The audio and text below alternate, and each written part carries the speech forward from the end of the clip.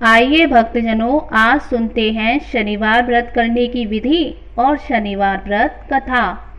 इस दिन शनिदेव जी की पूजा होती है। काला तिल, काला वस्त्र, तेल, उड़द शनिदेव को बहुत प्रिय है, इसलिए इनके द्वारा शनिदेव की पूजा होती है। शनि की दशा को दूर करने के लिए ये व्रत किया जाता है।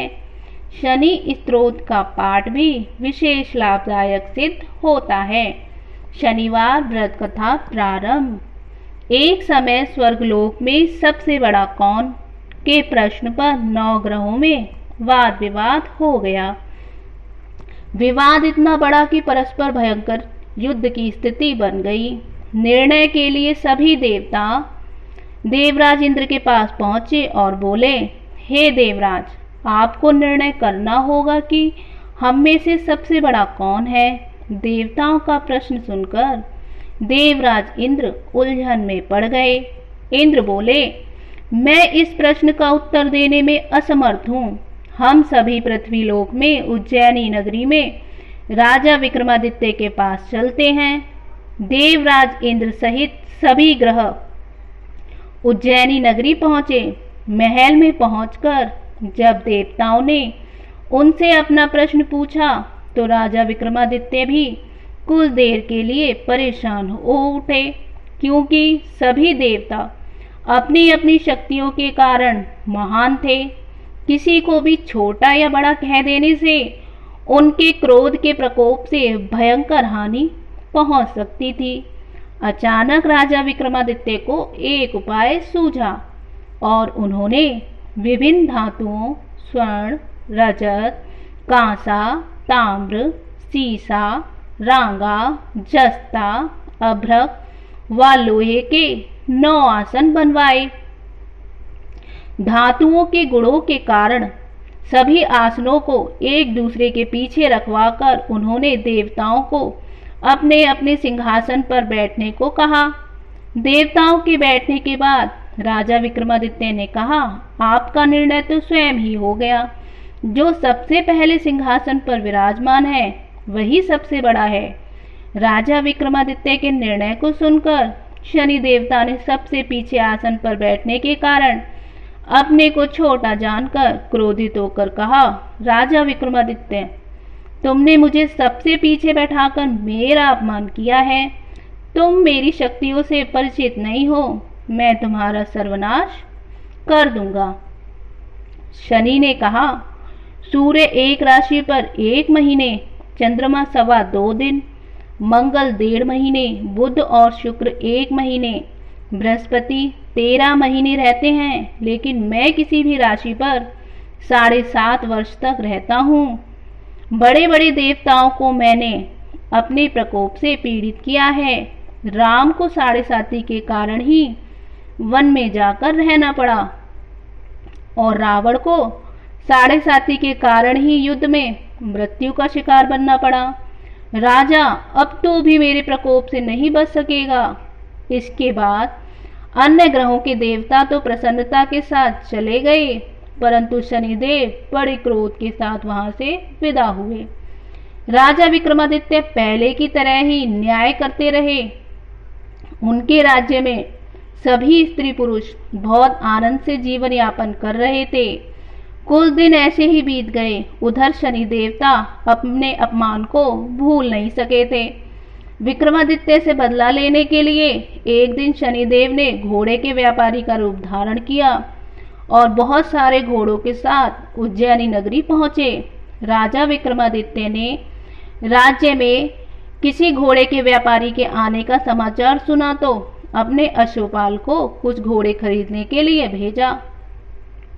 घोड़े बहुत कीमती थे। अश्वपाल ने जब वापस लौटकर इस संबंध में बताया तो राजा विक्रमादित्य स्वयं आकर एक सुंदर व शक्तिशाली घोड़े को पसंद कर लिया। घोड़े की चाल देखने के लिए राजा उस घोड़े पर सवार हुए तो वह घोड़ा बिजली की गति से दौड़ पड़ा। तेजी से दौड़ता घोड़ा राजा को दूर एक जंगल में ले गया और फिर राजा को वहां गिराकर जंगल में कहीं गायब हो गया। राजा अपने नगर को लौटने के लिए जंगल में भटकने लगा। लेकिन उन्हें लौटने का कोई रास्ता नहीं मिला। राजा को भूख प्यास लगाई। बहुत घूमने पर उसे एक चारवाहा मिला। राजा ने उससे पानी मांगा। पानी पीकर राजा ने उस चारवाहे को अपनी अंगूठी दे दी।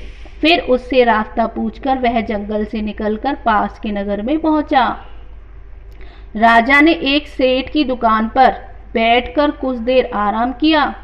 उस सेठ ने राजा से बातचीत की तो राजा ने उसे बताया कि मैं उज्जैनी नगरी से आया हूँ। राजा के कुछ देर दुकान पर बैठने से सेठ जी की बहुत बिक्री हुई।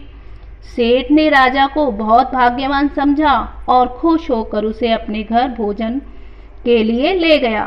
सेठ के घर में सोने का एक हार खूंटी पर लटका हुआ था।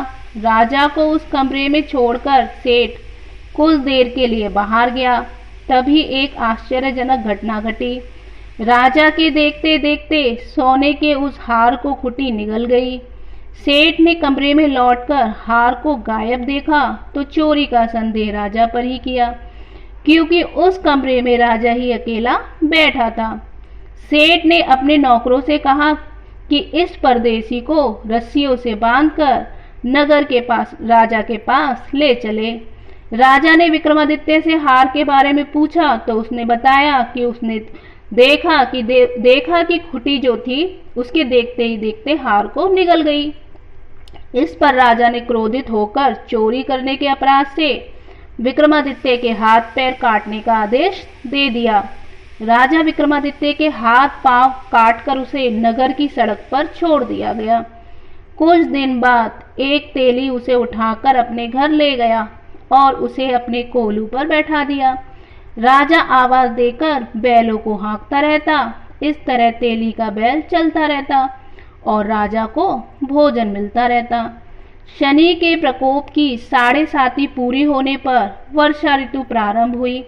राजा विक्रमादित्य एक रात मेघमल्हार गा रहा था कि तभी नगर के राजा की लड़की राजकुमारी मोहिनी रथ पर सवार उस तेली के घर के पास से गुजरी। उसने मेघमल्हार सुना तो उसे बहुत अच्छा लगा और दासी को भेजकर गाने वाले को बुला लाने को कहा। दासी ने लौटकर राजकुमारी को अपंग राजा के बारे में सब कुछ बता दिया। राजकुमारी उसके मेघमल्हार से बहुत मोहित हुई, अतः उसने सब कुछ जानकर भी अपंग राजा से विवाह करने का निश्चय कर लिया। राजकुमारी ने अपने माता पिता से जब यह बात कही तो वे हैरान रह गए। रानी ने मोहिनी को समझाया, बेटी तेरे भाग्य में तो किसी राजा की रानी होना लिखा है, फिर तू उस अपंग से विवाह करके अपने पांव पर कुल्हाड़ी क्यों मार रही है। राजकुमारी ने अपनी जिद नहीं छोड़ी। अपनी जिद पूरी करने के लिए उसने भोजन करना छोड़ दिया और प्राण त्याग करने का निश्चय कर लिया। आखिर राजा रानी को विवश होकर अपंग विक्रमादित्य से राजकुमारी का विवाह करना पड़ा। विवाह के बाद राजा विक्रमादित्य और राजकुमारी तेली के घर में रहने लगे।